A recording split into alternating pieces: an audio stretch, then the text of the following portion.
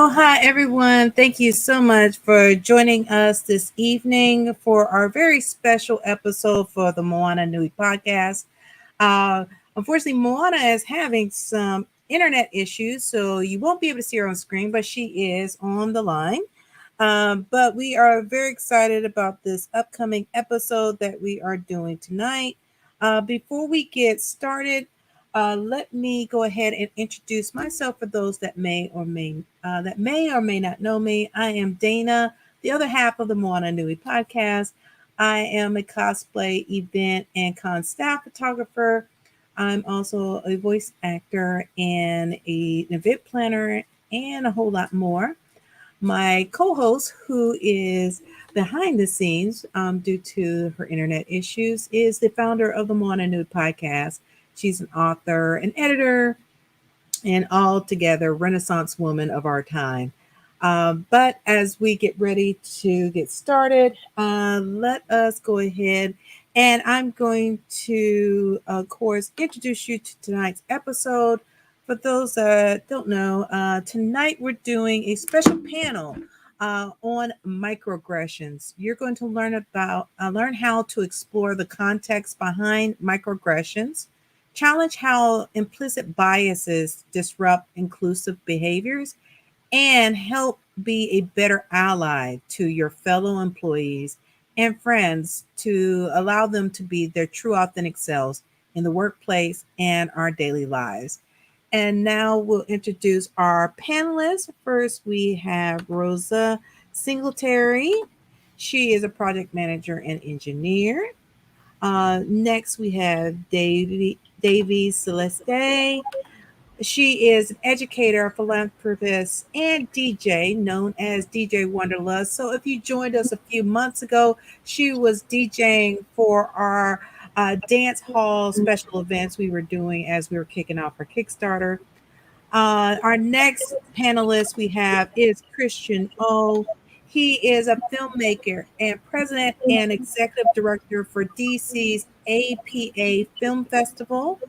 We have, sorry, I'm not used to doing this all by myself. We have Visha, also our lovely person. Are you still in Hawaii right now, or are you back on the continent? I'm back on the continent. Awesome. Well, she is a former addiction medicine inpatient coordinator, and we're very excited. She is now a PhD student at UBC Vancouver. So she is definitely about to make some big moves that we're excited for. Keep write that name down and be on the lookout for that in the near future. And of course, we have our very special moderator for tonight's podcast. We have Crown Shepherd. She is an author, educator, and publisher. And with that, I'm going to go ahead and hand it over to Crown to moderate this awesome discussion about this topic that many are starting to learn what microaggressions mean. And probably don't know that they're experiencing them and all, and helping to educate others how to migrate excuse me, not migrate, but know how to maneuver and work, and also bring to people's attention when they are using microaggressions against you, even though sometimes they think they're compliments. And now I'll hand it over to our lovely our panelists and our moderator. Hello, everyone. How are you guys doing tonight? Wonderful. Good. Bear with me. It's like someone else mentioned, it's been a long day, and I didn't realize I was moderating. So, but I mean, let's get into it. What have we experienced, like, as with microaggression? I can get started. I know one big thing I experienced. I can't know if you tell, but I have dreadlocks. And even when I didn't have dreadlocks, I had black hair. And, the biggest microaggression I face on a daily basis, still to this day, is like people like, oh, your hair's so pretty. And then like running their fingers through it. I literally had a woman like at a job, like run her fingers like this through my hair. And then I ended up a white woman. She was white. And then I ended up in HR, getting disciplinary action. So the full story is like she touched my hair, and I'm a freak about my hair. Don't touch it. I really do freak out. My mom's a beautician. So I didn't grow up going to like hair salons, my hair done by other people. Like I grew up with one person touching my hair all the time. So like when people touch my hair, like I kind of spaz. And like I wasn't, not to say I was having a bad day, because I wasn't, but I just was like, touched my hair. And like I don't think I spazzed, but I was like, what the hell? And like she like still had her hands in my hair, like just, oh my God, it's just it looks so soft, but then it has this texture to it. And I'm just like, why are you touching my hair? And of course it ended with like her crying and her like being fearful because, my voice raised, and like, of course, then I end up in HR, and it's just like to the point where it's like, dude, she literally was in my personal space. Like it should be considered an assault. Her running her grimy, dirty fingers through my hair. Like it's assault. And like it literally took my other white employee coming in being like, no, like this wasn't her fault. Like she didn't do anything. Like we were literally having break, and she came up and like ran her fingers through her hair, and she doesn't even know her. And I was like, and she was like, I'm like, she didn't like do anything to make her cry. She literally just started crying. So like that's something that I experience a lot, or the white tears, and then the white, grimy, nasty, I don't know where your fingers have been all through my hair. Yeah. Has anybody else experienced that? Like people just touching, not people, well, white people, white women, it's really white women that do it. Touching your hair or like your personal space because it's different to them. Oh, I think that's a big microaggression. absolutely. As somebody who changes my hair all the time, like, first of all, oh my gosh, how did it get so long? It was this short, and then it did this, like it grew overnight. Like just, is that your hair? Is that your real hair? Is this, let me, and then not even like said, so a lot of times when people touch my hair, it's not like there's no asking, it's just, just straight for it. And it happens. I get that. And then I also get the comments. Like I had a woman once say that it looked like because I guess I had like a curly style at the time. And she said that it looked like I had stuck a fork in an electrical socket. And I was just like, wow. And it was like she's so intrigued because I guess it wasn't as long, or it was longer than it was last time she saw me. And she's just going like this, and she's going like this, and all of a sudden she goes, and this is in like the break room. There are people around, and she's like, "It's a wig." She was like, "Oh, it's big and it's bold, and I love it." And like that's, and I, and I remember one of my coworkers being in the corner looking mortified, like just like, did I just and I'm looking at them like, yes, you just witnessed that, and yes, I'm not surprised, like it's just very like, I think that's also one of those things too, is like a black woman is a woman and a black woman, and feeling like your body is not your own, like the autonomy part where people feel as though they could invade your space, that is something that I see a lot.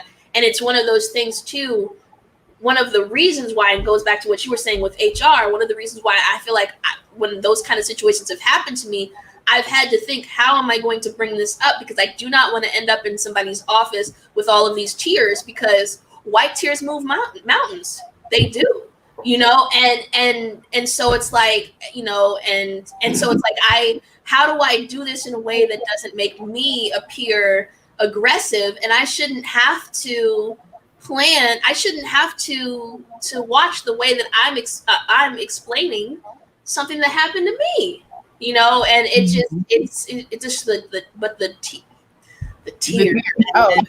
The tears have landed me in HR quite a bit, because unlike you, I do not know. I am a human being.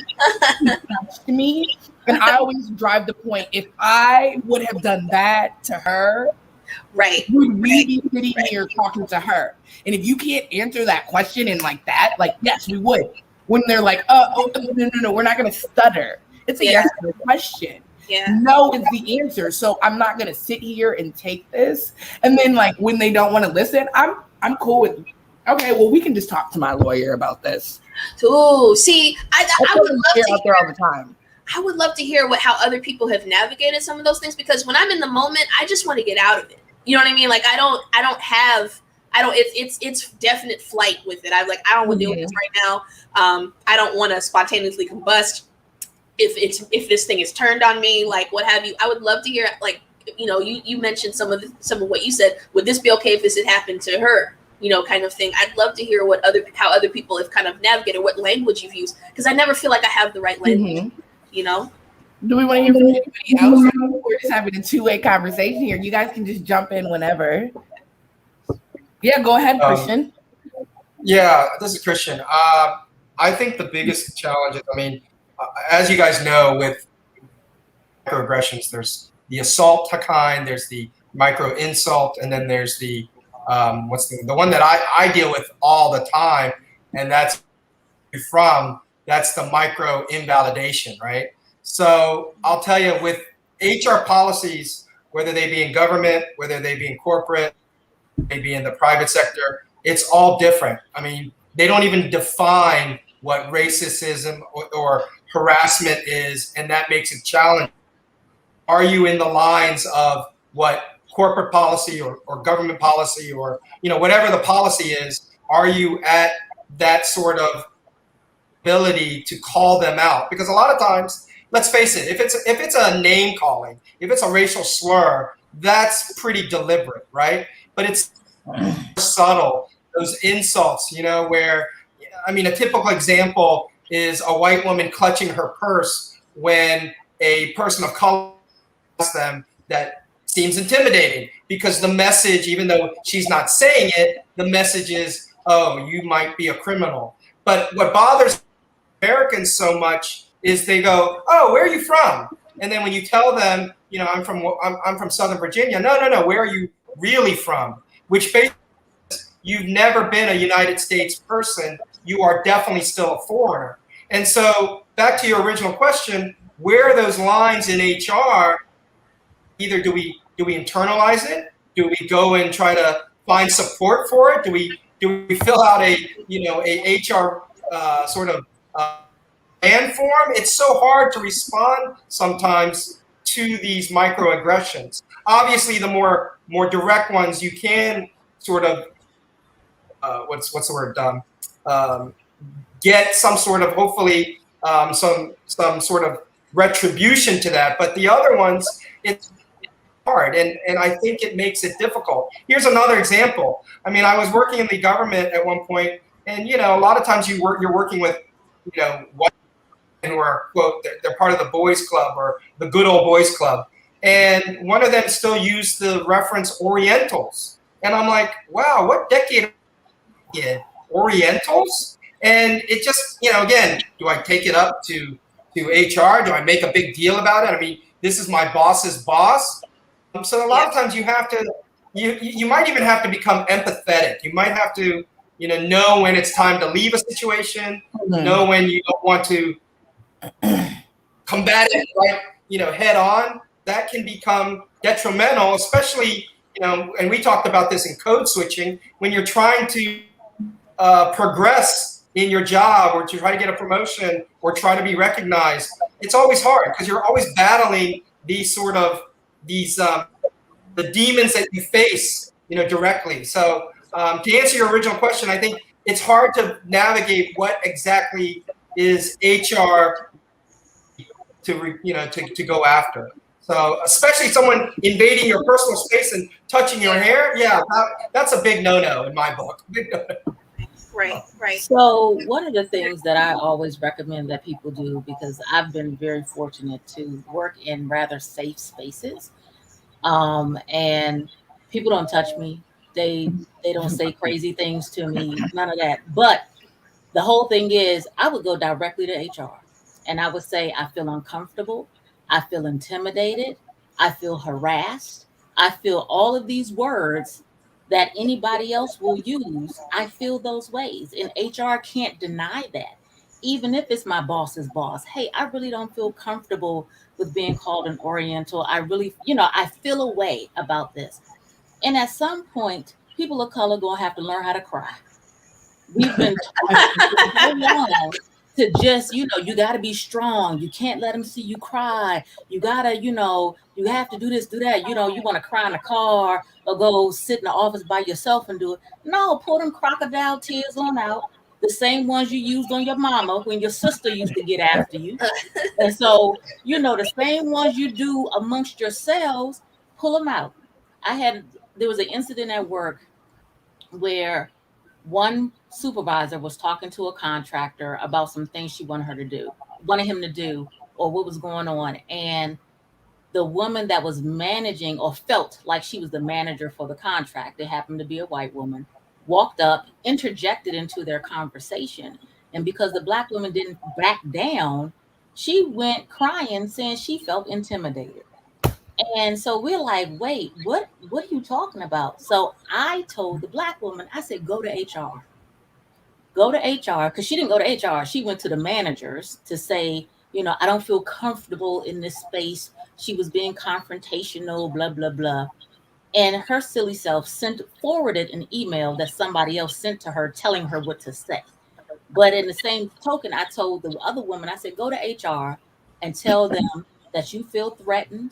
You feel harassed, that this woman is belittling you. She's trying to do all these things to you. And she told me, I don't want to get her in trouble. I said, sweetie, she don't care if you get in trouble. So why should you care her? That part. Too many times we care whether someone is going to get in trouble or not. Oh, So yeah. we just sit back and just let it go. We just shove it off. Oh, whatever, I'm going to just ignore, or I'm going to handle it myself. No, I'm the main one. I'm like, teacher, principal, this is what we're not going to do today. Like, call it whatever you want to, but that's how we handle it. There was a lady, my son was in elementary school, and one of the parents decided to email me and call me out of my name. And I said, okay, I have something for you, because it was with an email address that I gave to the school. So I went to the principal and I said, look, do I need to go downtown and have them do a review of all your volunteers? She said, well, Miss Singletary, she sent it in the email. It was, it was in the directory. I said, no, ma'am. It was an email that I only gave to the teacher. Therefore, she was acting on behalf of the school. Therefore, it is an issue that you need to handle and deal with. What would you like for me to do? I said, I need to meet with her, you and her, and tell her to bring her husband too, because mine got something to say to him. Oh, Because she was like, well, what would you say? What would you do if she said this over the back fence? I said, I probably would have beat her. But since she didn't say it over the back fence, now you have to deal with it, because she sent it via email representing the school. We got in that meeting. That lady tried to break down and cry. No, baby, this is what we're not going to do. I will beat you with words, because I can. So I will sit here and articulate everything that I need to do. And by the way, I don't want you anywhere near my child, because I feel threatened. I don't feel my child will be safe in your presence. And she sat there and just crumbled. And I'm just like, I'm really not moved by any of this, because if it were the other way around, we wouldn't even have had this meeting. It would have just been a thing of, Miss Singletary, you can't volunteer here anymore. So we have to stop letting people off the hook because we don't want to get them in trouble. We have to stop with the whole, I'ma just handle it myself. You can say what you're going to say, but guess where I'm going next? After I finish talking to you, I'm going right to HR, because everybody's HR, especially now, has zero tolerance for nonsense. now. We're not going to do it. Now. It has We changed. talking about now, because I dare somebody to come and touch Crown Shepherd's hair today. Yeah. Oh no, the hair touching, the hair touching happened in May. Oh no, she wouldn't be working there no more.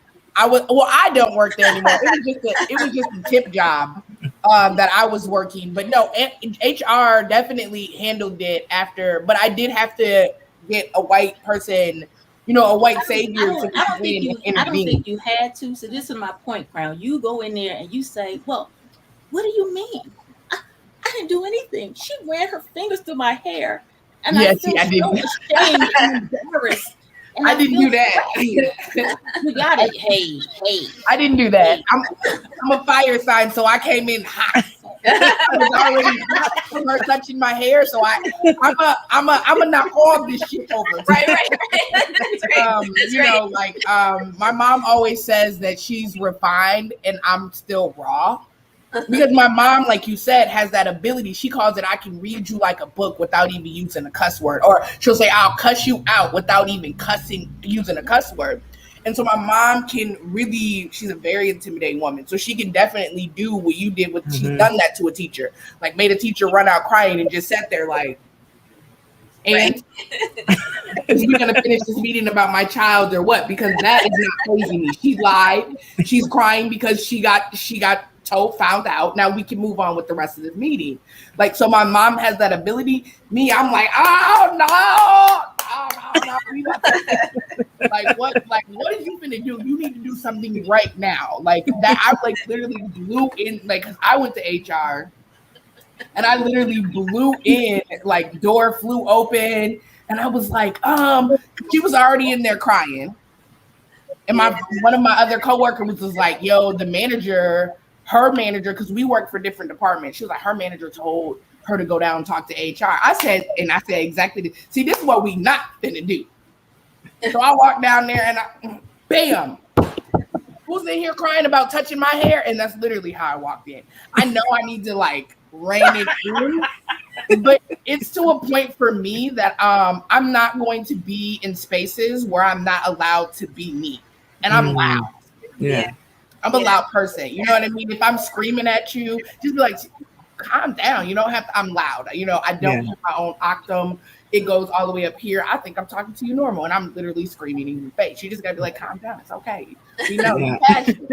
So like, I've just accepted, like, no, I'm not you. Like they can accept her tears.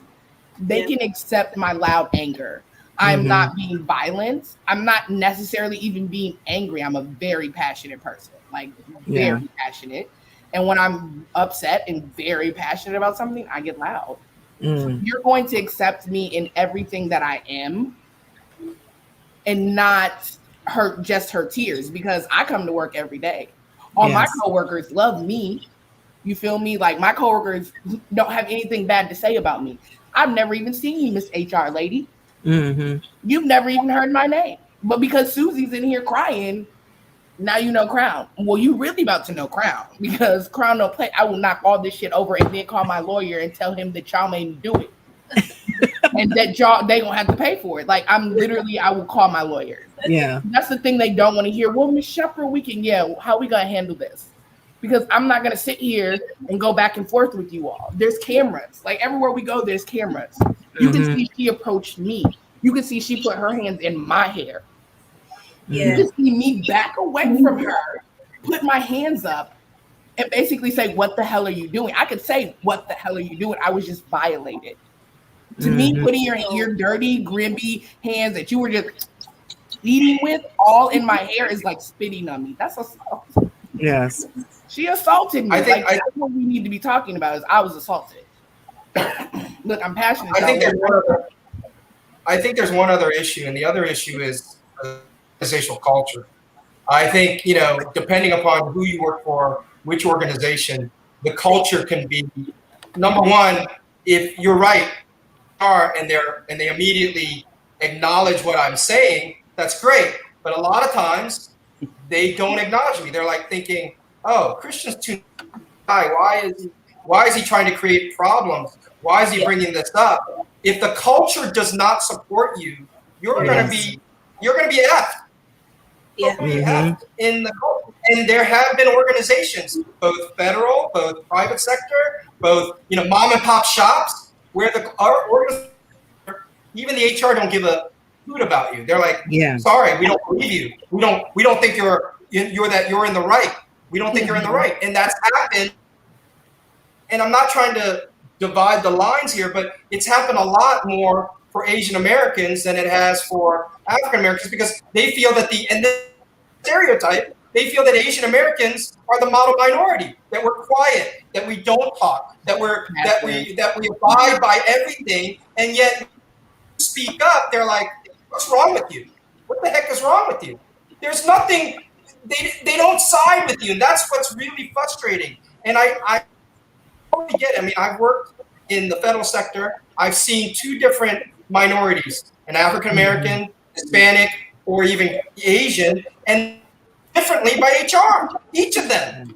And that's what really upsets me, because these microaggressions, whether they be direct assaults, like touching someone's hair, an implied insult, or if it's an invalidation, those are the things that make it so difficult for any of us, whether we're a person of color, to combat.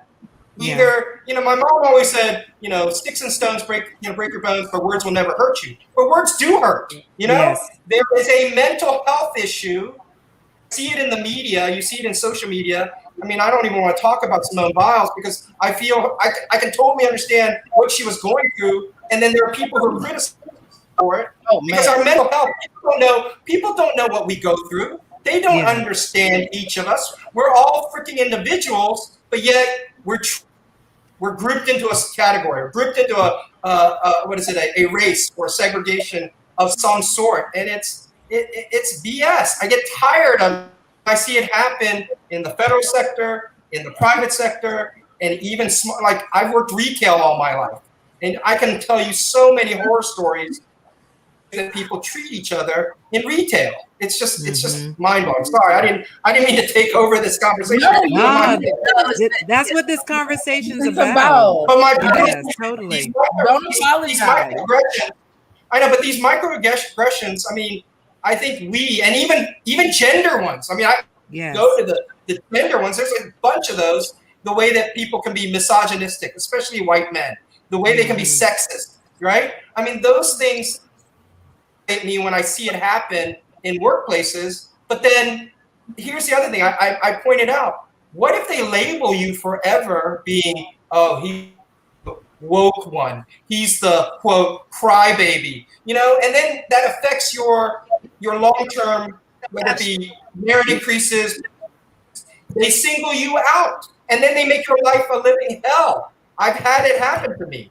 So all I'm saying is, it's hard to always say, yes, I'm going to go to HR and I'm going to make my case and I'm in the right. But then if the organizational culture is against you, you're not going to get anywhere. Yeah. And I think you hit the nail on the head with that, Christian, is that you have to be aware of the culture that you're in, and if that culture supports you. Yes. Right? Absolutely. So if the workplace culture is not supportive of you, then you may want to look at going somewhere else. But that's why you have to document. That's why documentation is important. Like, because even if you don't have the culture that supports you, lawyer, if you have that documentation. I know. I agree. No, you're talking about microaggressions that don't always get documented, or it's hard to document. Yes. And then the other thing that I'm saying is the HR people, I've seen it change today and tomorrow, meaning the person who was in charge is gone, and then you think you're getting a better person, but then you end up a worse person. Those type of things don't always is conducive to what Rosa's saying. I agree with you, Rosa. Yes, you should be vocal. You should say when it's wrong. I mean, if you see something, say something, right? But the bottom line, it doesn't always work. It doesn't always work. So then you don't stay in those environments. But it's also like you don't always have the, yes, I agree with that, but you don't always have the ability, the flexibility to be able to move like that. Like, I know for me, I've been in situations where, like, for instance, I don't think I'll ever believe another white administrator that tells me that they appreciate my candor. I will probably never believe that ever again, because the truth, my truth has been a liability, or has been treated as a liability in so many of the instances, in so many of the environments that I've been in, and it has absolutely impacted the way in which I've moved. For me, I've been in enough environments that that has been the case. You know what I mean? That it's not, you know what I'm saying? It's not one place. It's not a part of my career. It's most of my career, right? And yes, you can do, you know, so I hear you, and I definitely understand. It's like, hey, maybe this is places for you. And those are definitely things that I have attempted, or, you know, there have been times in my life where I was more in a position where I had, you know, even I would say the privilege to be able to move, but there have also been spaces where I didn't necessarily at that time for whatever reason. Yeah. It was my healthcare. Maybe it was my, you know, like it, and so it's like, for me, my experience, and that's, you know, going to, as it relates to going to HR, like in some of my last few places that I've been, that wouldn't have done anything. It wouldn't have done a thing. I'm also not there anymore. You know what I mean? Because and I'm moving on. But I mean, it's not always, and it's also, you know, for me, I think a lot of times people exploit they get an idea of who you are. Like, so for me, I'm not somebody who, I am somebody who tends to be pretty, like, you know, calm about having these conversations. If I get frustrated, people get a little whatever, because something must be wrong if I've gotten to that place, right? But then when I do get to that place, it can sometimes be used against me. And so, you know, people exploit the fact that if you seem like somebody who's either passive, and I say considered passive, they see you as passive. They don't expect that you're going to say something. But if you do speak up, like you said, a lot of times you can be it can become a liability, or they'll treat your honesty or you speaking up as a liability. And yeah, in some instances, you know, for me, that tells me what I need to know as it relates to trying to make my next move. Absolutely. You know what I mean? But it isn't always something that you can do immediately. It isn't always something that you can, you know, sometimes you can't bring the fire. And sometimes also there are other people involved. As an educator, it's, you know, I as much as we are involved with our students, you know, in situations, you know, you want to move in a way that isn't going to also harm your kids. You know, and a lot of institutions also exploit educators in that way. You know what I mean? So it's like there are a lot of different layers, and that isn't to say that doesn't mean you need to go. You know what I mean? It's that there are a lot of layers and things that you have to peel back in order to kind of figure out how to move forward, and it's just not always as easy as, all right, you know, it's complicated. You know? Yeah. I get what you're saying. Now I will say, everyone, how have you dealt with what I call the backhanded compliment?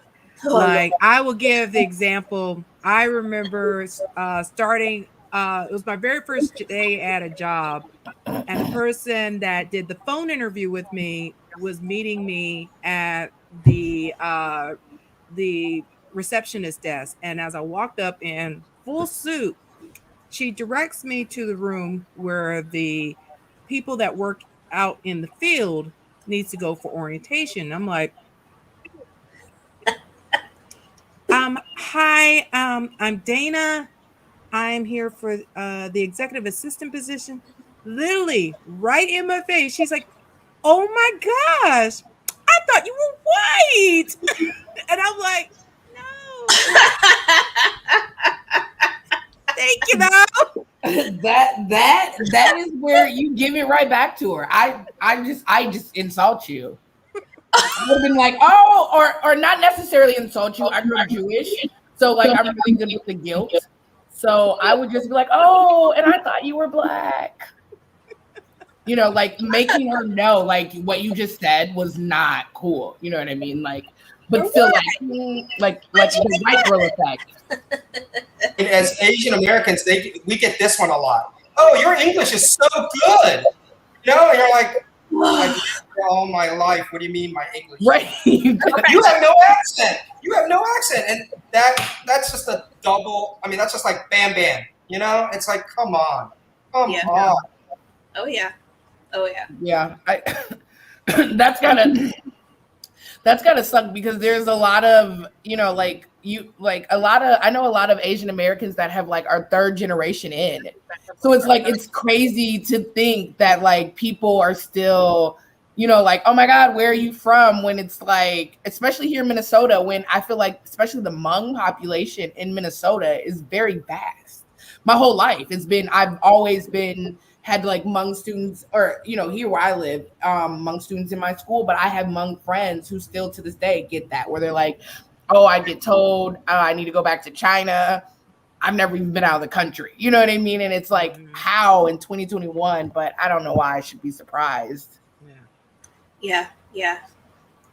So I want to say, I don't think I've gotten that since the beginning of my career. So that was back in the 90s. And it was a thing of, oh, you're so articulate. Right? Or, oh, you present so well. Oh, you're and I'm like, okay. I said, most of the people that I know are as articulate and can present well and all of that. So it's a thing of, I think I would give more grace and understanding to people in the 90s that may not have come across other ethnicities.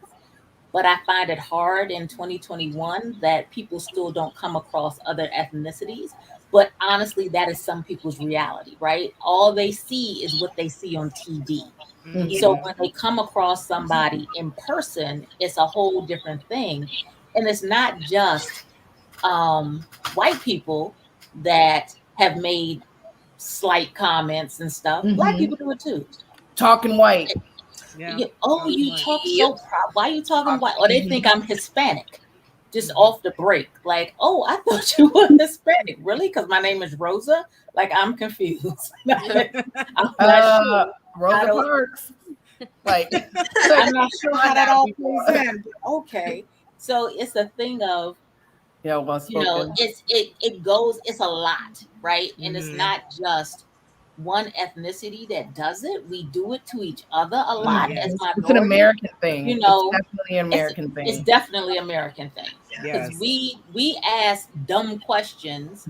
I could probably be accused of asking dumb questions to people from other places because we don't know, right? And again, I'm gonna give you a little grace if you did it in the 90s, but in 2020 and beyond, like, really stop. Yes. Stop. Don't ask people dumb stuff. Like, and sometimes I feel like maybe I should explain this, but I'm like, go Google it.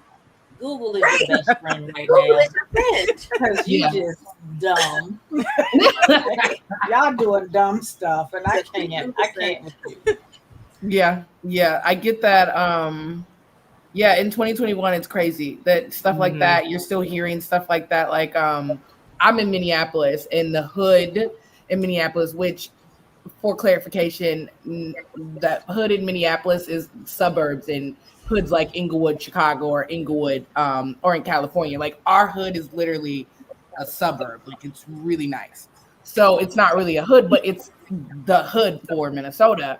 And so when people find out that I was born and raised in the hood and I published my own book and I'm so articulate, like, I had a woman, this white woman lawyer, who was like, "You're from North Minneapolis?" And I'm like, "Yeah." She's like, you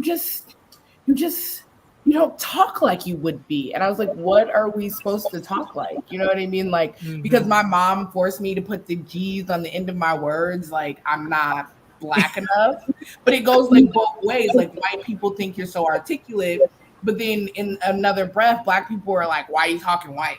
You trying to be better than me? Are you trying to prove that? No, my mom would literally smack the back of my neck if I didn't put the G's on the end of my words. Like, it's like she wanted me to speak English. I speak proper English. Like, in speaking proper English isn't like a white thing. Like Christian was saying earlier, that Asians are considered the more well put together race, or like in that reference where they're put to this class where it's like, oh, they're smart and they're calm and they're passive and they're quiet, and it's like, no, that is not true. I know some gangsta ass Asians. Like, I know some, they will cut you in their face. Like, they're not passive.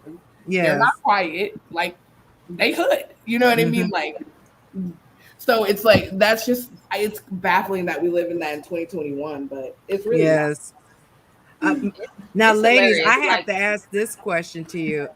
What about that I call it another backhanded compliment of, you're really pretty for a Black girl. You're really pretty for a Black girl and stuff like that. It's like, I haven't gotten that since I was young. Yeah, I haven't gotten one in a while. Oh, I did. You know what? I did get one that was pretty tough. It wasn't. It was worse than that. It was. Was it? Are you African American? Are you like one of those exotic types like Kamala Harris? And I was like, and so I was like, wait a minute. And so at that point, it was like, oh, hey, puppy. I was like, let me explain. I was like, at this point, I'm like, I need to see, like, I need to see how this unravels, right? I need whatever. So I'm like, that's really not okay. What you just said. And then there was like this huge, like, diatribe of trying to explain how racist he wasn't, you know what I mean, in this situation. I'm like, you are more concerned about being called racist than actually correcting this behavior that you just had. And then he was like, well, I just thought, and this is from a dating site, right? So these are pictures. So it's like, oh, I just thought, because you had curly hair in this one, and maybe it was the lighting from your thing. I was like, look, they're all wigs. They're all wigs. Now what? Like, now what? What other reason do you believe that I'm whatever? And I need you to understand why I don't need to be like, you don't need to justify whatever beauty you think is going on over here by cutting my blackness with something else. You know what I mean? Like, like I am black and black. Okay. And like, black. I am, that's what I am. And so, but I remember it like that. That was like, I couldn't even, and it was like, oh, I'm so sorry. I didn't mean it, and I was like, I need you to be less focused on how you think this looks and more focused on the fact that I'm telling you that this is not okay, and I'm just like, wow, you really have out here, trying to justify my mixedness for all of my different, Abbeys, Exactly. It's like, it's just That's crazy. That's crazy. And it's a good way to segue into I call them fetishes. I don't know if you guys have experienced it, like just having people of other race like obsessed with you because you're Black or Asian or Hawaiian or whatever. It's like that's the only reason why like they focus in on you or they want to talk to you. Like when I went all natural, like with my hair and like everything, like I had white men crawling all over me. Like I was just like, where did you come from? What do you want? Like, why are you here? Like I didn't understand it. My question to a white man whenever he hits on me, have you ever dated a Black woman? And it's always, oh no, or I've gotten one guy like sent me a message like on my Facebook, on my page, and he wasn't a smart idea because I was asleep when he sent it, so my brother saw it first and they handled it. But he was just like, I just want to swim and bathe in your Black skin and see where our interracial relations can take us. Like this is like, I mean, I don't know if anybody else me clutching my pearls. Like, I don't even have any on. Yes, like I've had people like, yeah. Tell me like, oh, Black is nothing's better than a Black woman's vagina, and it's just like, okay, I don't know. I haven't had a white woman vagina, so I can't. I don't have comparison. Yeah, it's just like you can tell they're like after you to be like, oh, I had a Black woman or I was with an Asian,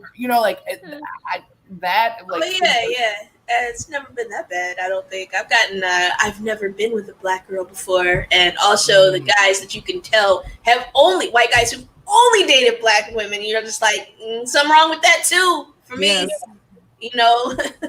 So those as well. Yeah. My favorite, which I don't know if Visha said, when they find out, like they're like, "Oh, you're from Hawaii. You're so exotic."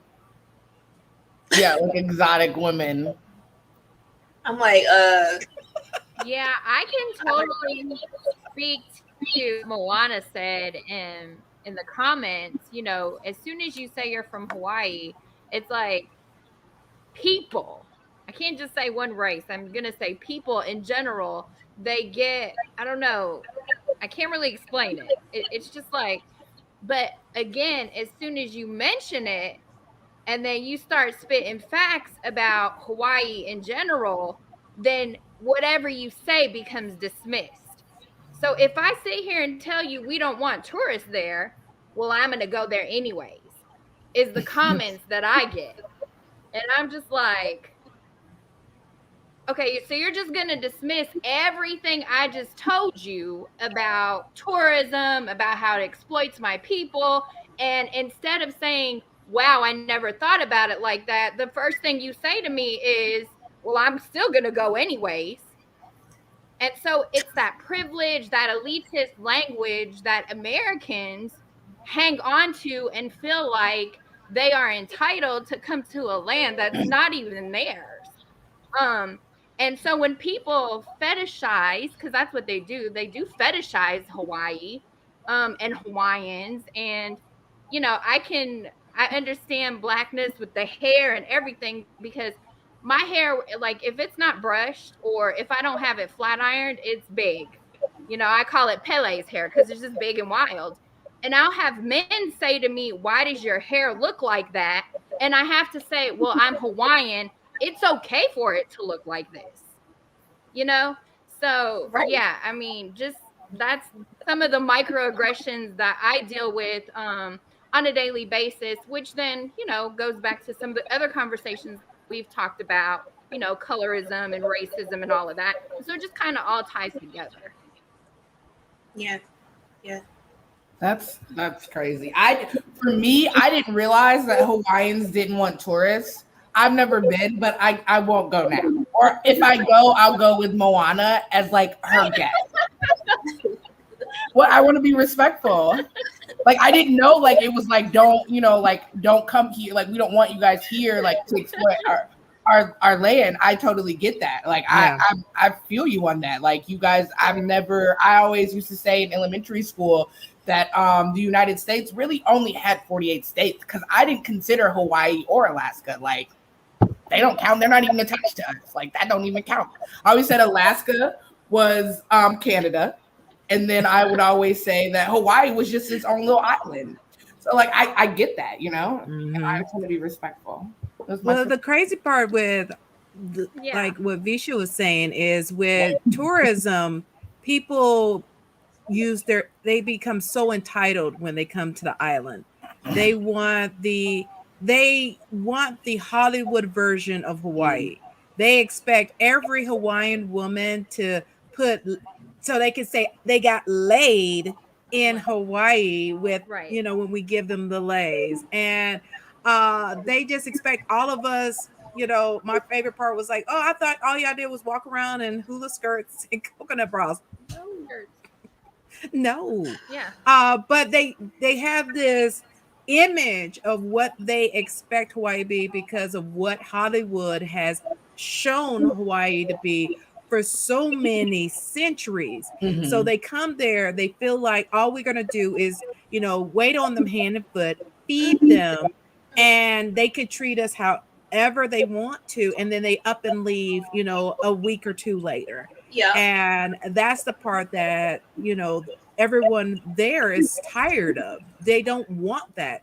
If you come, we want you to learn about the island, learn about our culture, learn about our history, learn why Hawaii is not truly part of the United States. It was stolen, it was taken, it was all the whole history, the alignment with Blacks in our history, and so much more. There, it's so enriched, but most people just come there for, I'm going to go serve.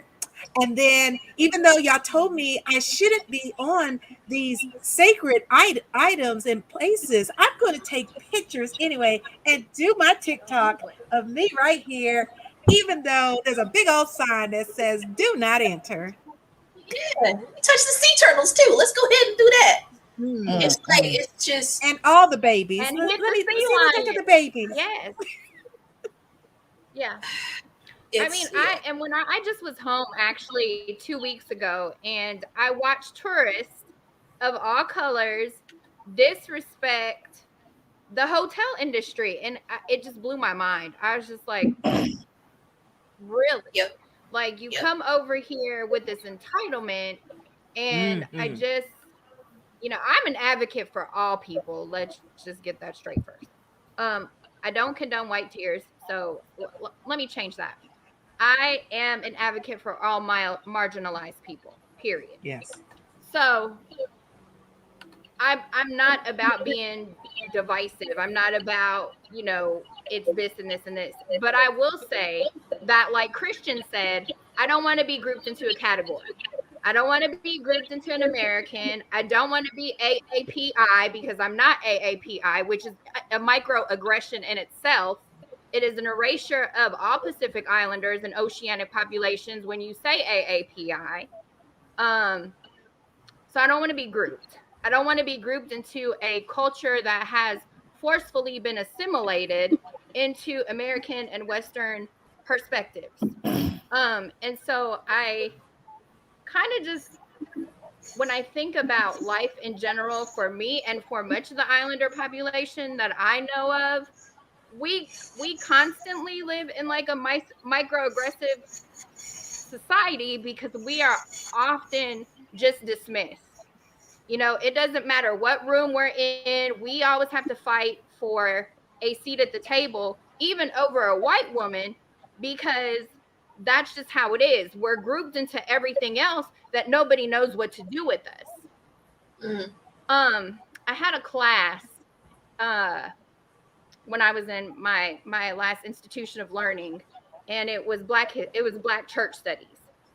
And so we was talking about this particular this theologian who had made this hierarchy. And so my professor says, but what's at the bottom? She says, Black women. So we had this whole conversation about this hierarchy, about this racial hierarchy. And I said, but what's missing from that hierarchy?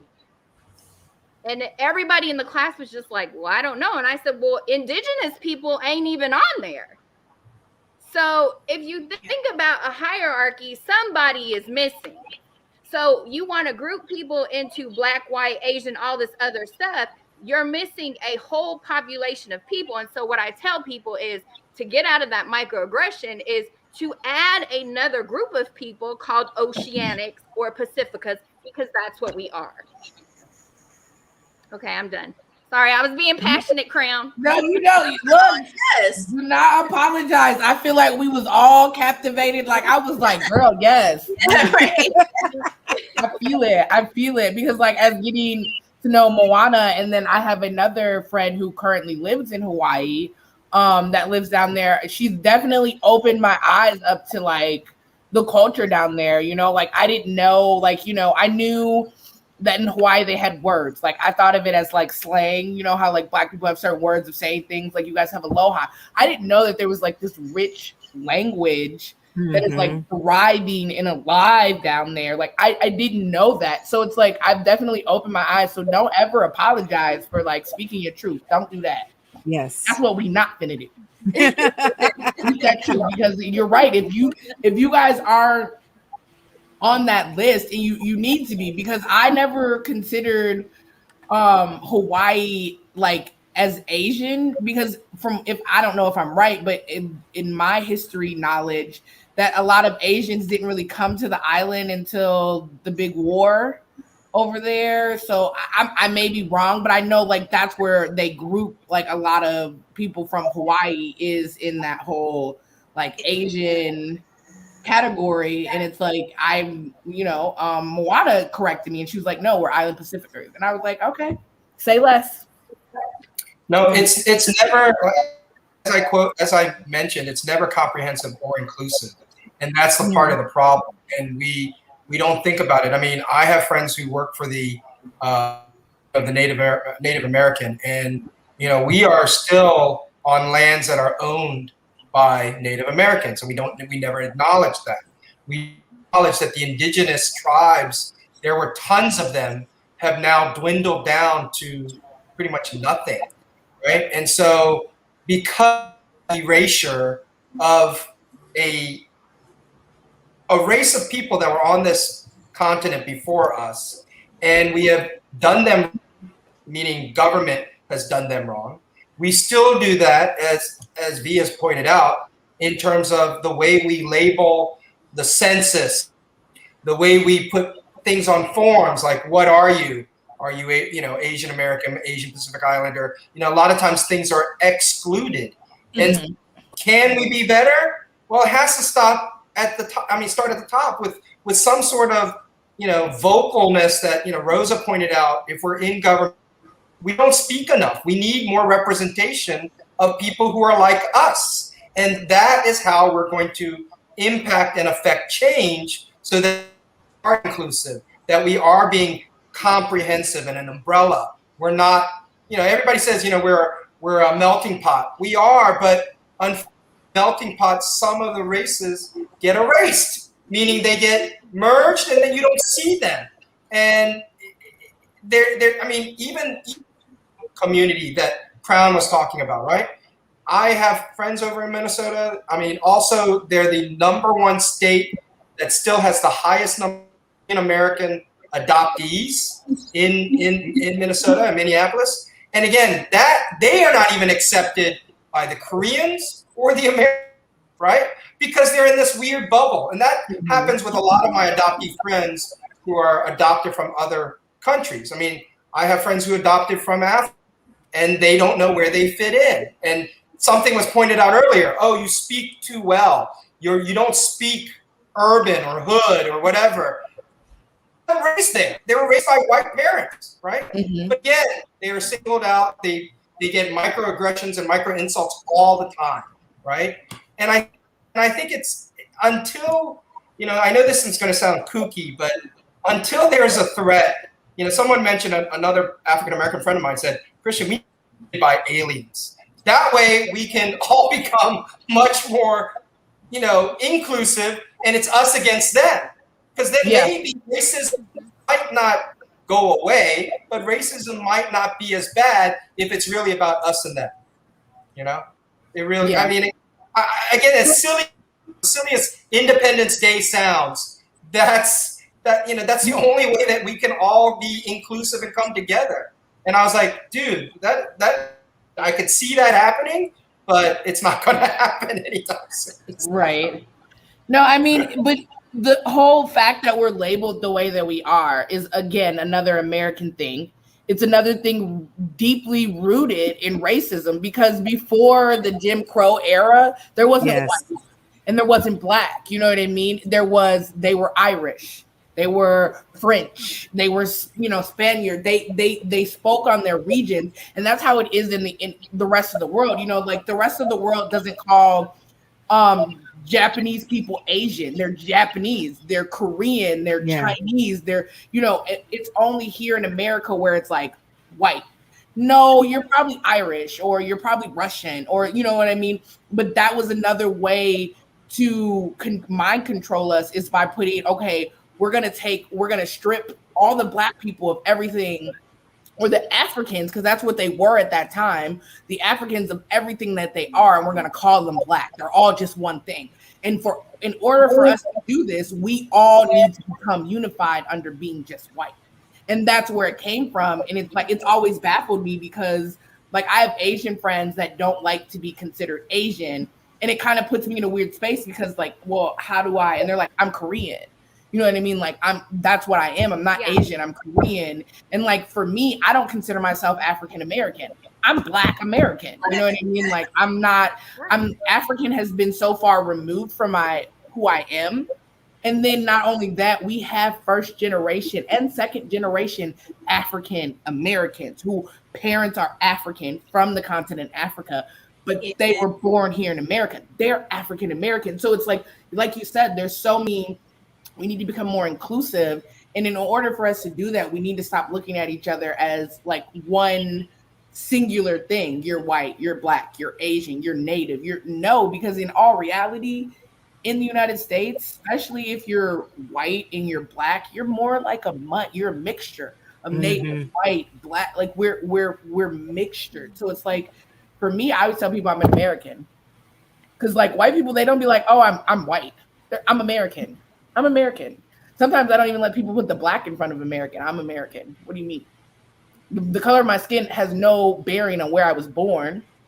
I was born in America. I'm American. If I was born in German, I'd be German. You know what I mean? Like if my parents were American, I'd be American German because that's where I was born, or if that's where I was raised. Like I just consider myself American. But like I feel like we definitely need to get rid of those white, black, Asian and start looking at people for who they are. I mean, unfortunately for a lot of black people, we can't go back and say I'm Sudan or I'm Ethiopian. But then it's like I'm American. We can take the white out of it. We can take the black out of it, and we're unified under American. Even though I really don't be claiming this place. I was about to say, I don't actually want the blackness to go away. I like, you know what I mean. And a part of it has to do with the fact that it is some indicator of my history, right? Like it isn't all of it, right? Yes, we've been stripped of our ethnicity, we've been stripped of, and what have you, but that experience as somebody who is a descendant of enslaved people in this country, like that is a part of my identity. And it's like, my thing is, I don't want it to go anywhere. I just don't want people to hold it against me. You know what I mean? So it's like, yeah, I mean, it's here. You were there for that lesson on colors in kindergarten. You can see what's going on here, and that's fine. As long as it's not it's the implications that are a concern, right? Rather than the actual label itself is what comes with the label.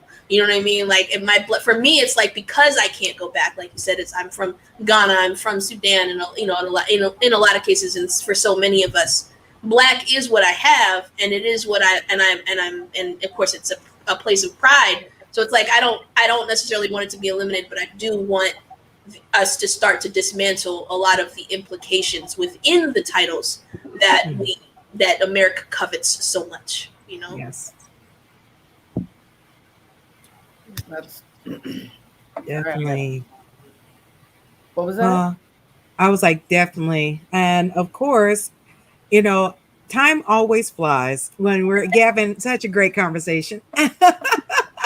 But we are definitely getting to the top of the hour. And of course, one of the things we do, as you see at the bottom of the screen, we ask for anyone who is commenting, you get put into a drawing for a special Moana Nui podcast prize pack. So let me pull that up.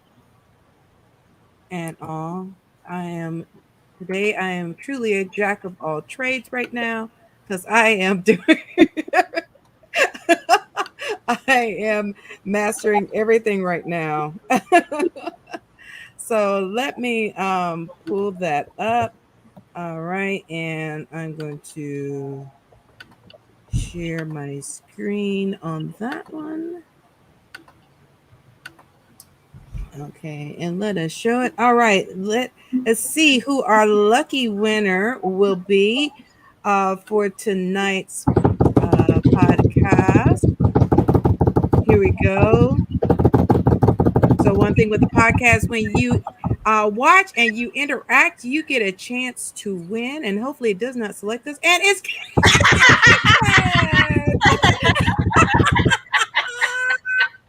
Wait, how does that work? Kristen, do you want us to redraw, or you want to be you would accept your winning? You're on mute. Christian, you're on mute. No. I mean, you guys should give it to someone else. I mean, I would Okay. love. I never got. I mean, as a guest or as a, but I never got a Moana podcast prize pack, but I would rather someone else get it. I mean, I can always grab so it. we'll draw again. See who our lucky winner is. What happens if it's Moana Nui? I know. Look, you just jinxed it. Hey! Adina, congratulations. Please message us at the Moana Nui Podcast. Please send us a message on Facebook with your contact information so we can send you your prize. So congratulations to you. Thank you so much for tuning in today and everything. She says, oh, yeah. And of course, as Moana says, and she says, "Thank you, Christian."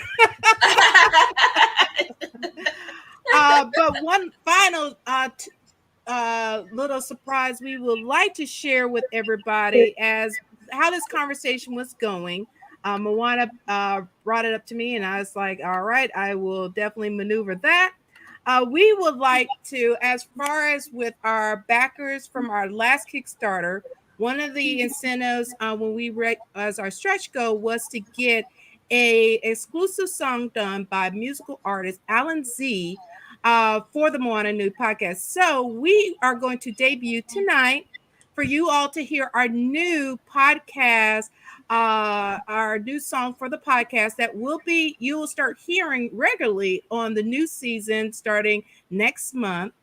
So tonight you get to hear the new podcast theme song right now. So let me pull that up and let y'all get ahead and hear this.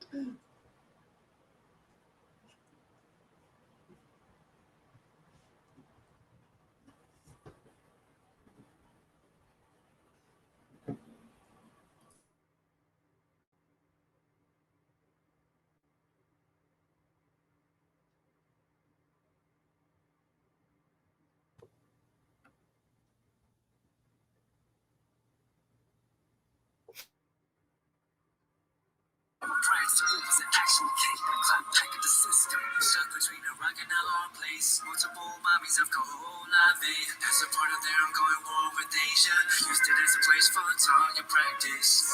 No consent or conversation. Colonizers call for annexation. The work of all the local schools never let you know. So many stories left to tell. Even if we have to ourselves. Keep history on the shelf. If we won't tell it, we will. Too many stories left to tell. Even if we have to ourselves. Keep history on the shelf. If we won't tell it, we will. So many stories left to tell. Even if we have to ourselves. Keep history on the shelf. If we won't tell it, we will. Too many stories left to tell. Even if we have to ourselves. Keep history on the shelf. If we won't tell it, we will. We will. And everyone, that is going to be the new theme song for the Moana Nui podcast starting next season. We're going to be, you will hear that as part of our intro and outro starting next season for our podcast. So thank you so much, Alan Z, one of our musical guests on the show he actually, wrote that, performed that, and put that all together for the Moana Nui podcast. So yes, we have our very own theme song. And with that, before we get ready to say goodbye and goodnight to everyone, I would like each of our guests to let the audience know where they can find you and follow you on social media. So let's start with our moderator, Crown.